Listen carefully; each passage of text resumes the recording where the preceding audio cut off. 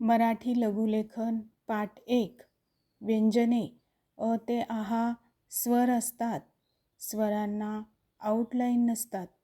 क ते ज्ञ व्यंजन असतात. क ख ग घ.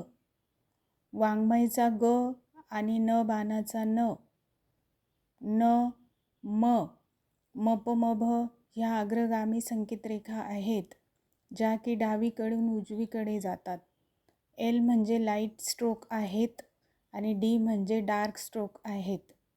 त्यानंतर च छ ज झ ट ठ ड ढ त थ द ध प फ ब ब श श स क्ष ज्ञ ह्या अधोगामी संकेतरेखा आहेत, ज्या की वरून खाली येणाऱ्या आहेत. त्यानंतर य ल ळ व र र ह आणि ह ह्या ऊर्ध्वगामी संकेतरेखा आहेत, ज्या की खालून वर जाणाऱ्या आहेत. या सर्व आउटलाईनची 5-5 ओळी प्रॅक्टिस करा.